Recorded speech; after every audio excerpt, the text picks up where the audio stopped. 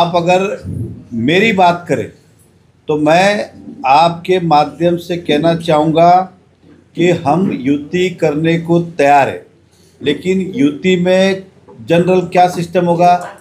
95 seat है, आपके नगर सेवक की सीटें पहले आप लो, हमारे नगर सेवक की सीट हमें लो, बचा हुआ आप प्रपोस्टेड पार्टी, हमारी पार्टी बड़ी है तो हमें ज़्यादा बची हुई सीट दीजिए, आप लीजिए, और हमारी अकेले लड़ने की भी पूर्ण तैयारी भी है।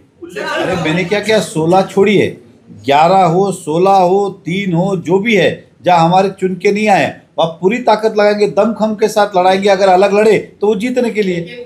नमस्कार, आदाब, मैं अजीम तांबोली, आप देख रहे हैं YSR न्यूज़। एक दशक से अधिक समय के बाद पालक मंत्री गणेश नाइक का जनता दरबार मीरा भाईंदर शहर में लगने जा रहा है। जी हम बात करें महाराष्ट्र राज्य के वन मंत्री व पालघर ज़िले के पालक मंत्री गणेश नाइक का जनता दरबार अप्पा साहेब धर्म अधिकारी हॉल में रखा गया जनता दरबार।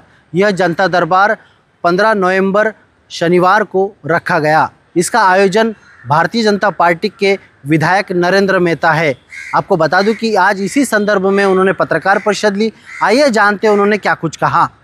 मीरा भाईंदर से अनेक प्रश्न आहे जे काही ना काही कारणाने लांबलेले सामान्य जनतेचे, त्याला जाग्यावर निर्णय मिळावं म्हणून माननीय गणेश नाईक साहेब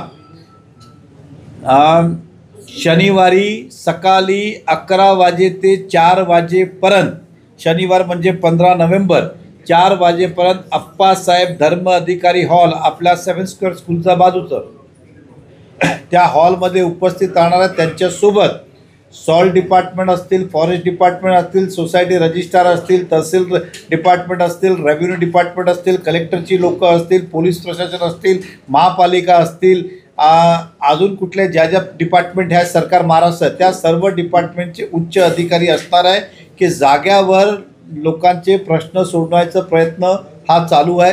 त्या पद्धतीने अनेक लोकांना प्रश्न आपल्या माध्यमातून, आणि फक्त जनता दरबार केवळ मीरा भाईंदरचा नागरिकांसाठीच आहे की त्या लोकांनी आपले प्रश्न घेऊन यावे आणि जाग्यावर त्याचं मार्ग काढण्यात येईल। आपल्या माध्यमातून सर्व मीरा भाईंदरची शहराच्या जनताला आम्ही आवाहन करतो, विनंती करतो आणि त्यांच्यापर्यंत हा तुमच्या माध्यमातून मेसेज जावा।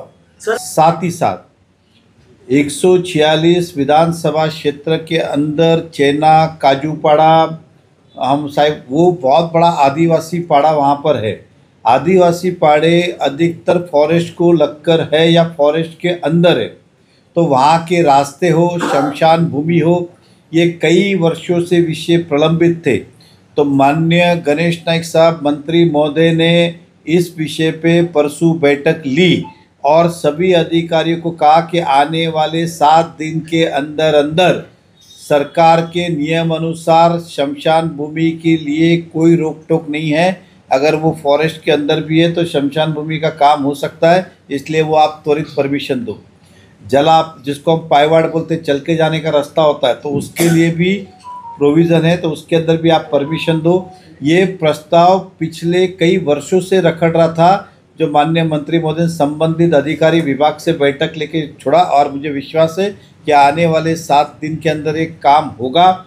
और ये 146 विधानसभा और आप जानते चेना, वर्सोवा और आगे काजूपाड़ा, इन तीनों गांव के काम हुए। तो इस विषय पे आज की हमारी बैठक थी, प्रेस कॉन्फ्रेंस थी कि आपके माध्यम से गणेश नाइक साहब आ रहे, सब तक पहुँचे। ऐसा है, कल देवेंद्र फडणवीस साहब के आज ही देवेंद्र फडणवीस साहब के पास यहाँ के मंत्री ने बैठक लगाई। तो आप ये बोलेंगे क्या मंत्री कुछ कर नहीं पा रहा है इसलिए फडणवीस साहब के पास बैठक लगाई? ऐसा है कि जब भी कोई मंत्री महोदय या जब भी कोई नेता आते हैं तो उससे समस्या का समाधान फास्ट होता है, और कुछ काम जो होते हैं हम भी सरकार तक लेके जा रहे हैं। तो मेरा पहला शब्द क्या था? सरकार आपके द्वार पे। आप कुछ काम मुझे अगर बोलेंगे फॉरेस्ट, तो मैं सरकार के पास जाऊँगा। अब सरकार बोलता है मैं ही आपके घर आ रहा हूँ, तो सरकार ही यहाँ आ रही है। तो ये काम की प्रथा और सिस्टम है, सभी अपने अपने हिसाब से क्षमतावान है। हम बहुत बार मंत्री महोदय भी बैठक अपने नेता के पास लगाते, चाहे वो उप मुख्यमंत्री जी हो, मुख्यमंत्री जी हो, तो उसमें कोई छोटापन थोड़ी है। कुछ काम उनके माध्यम से होंगे। यहाँ तक कि देवेंद्र फडणवीस साहब भी कुछ मीटिंगें केंद्र सरकार में मोदी साहब के पास लगाते। तो आप ये बोलेंगे क्या आपसे होता नहीं क्या? ये ऐसा नहीं है, ये काम को गति देने का प्रयास है। जो परंपरागत भारतीय जनता पार्टी ने अपने शीर्ष नेतृत्व को कहा है कि जो आप निर्णय लेंगे वो हमें मंजूर है। आप अगर मेरी बात करें तो मैं आपके माध्यम से कहना चाहूँगा कि हम युति करने को तैयार है, लेकिन युति में जनरल क्या सिस्टम होगा? 95 सीट है, आपके नगर सेवक की सीटें पहले आप लो, हमारे नगर सेवक की सीट हमें लो, बचा हुआ आप प्रपोस्टेड पार्टी, हमारी पार्टी बड़ी है तो हमें ज़्यादा बची हुई सीट दीजिए, आप लीजिए, और हमारी अकेले लड़ने की भी पूर्ण तैयारी भी है। मैंने कहा कि ये विषय, क्योंकि मैं भी जानता हूँ 2017 में प्रचार के लिए गया, तब वर्सोवा वाले ने कहा था कि हमारी शमशान भूमि होनी चाहिए, उदाहरण दे रहा हूँ। उसके बाद वो चलती गई, हुआ नहीं, लेकिन अंत में अब पालक मंत्री साहब ने वो निर्णय दिया, जो पालक मंत्री पालघर के और यहाँ के हमारे मंत्री हर वार्ड महत्व का है, इसमें कोई दो राय नहीं। मैंने फिर कहा और ठोक के कह रहा हूँ, आपके सामने कह रहा हूँ, पार्टी जो निर्णय लेगी उसको हम पालन करेंगे। मुझे व्यक्तिगत अगर आप अभी पूछो, मेरी सहमति अभी है कि अभी हम कहने को तैयार है कि हम युति करने को तैयार हैं, लेकिन ये तो स्वाभाविक है ना, जिसके नगर से उनके नगर सेवक है वो लड़ेंगे, हमारे नगर सेवक हम लड़ेंगे। बचा हुआ हमारी पार्टी बड़ी है तो समझो, मान लो अगर 10 सीटें बचती है तो 6 हमारी हुई, 4 उनकी हुई, ये व्यवहारिक है। इस विषय पे जो निर्णय है हम करने को तैयार है।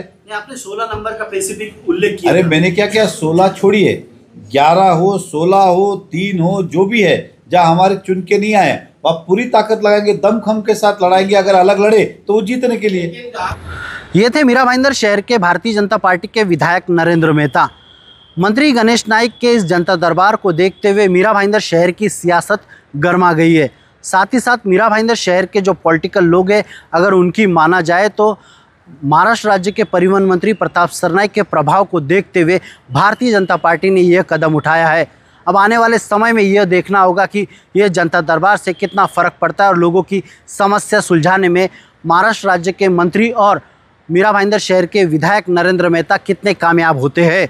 आप देख रहे थे YSR न्यूज़ में अजीम तांबोली, मीरा भाईंदर।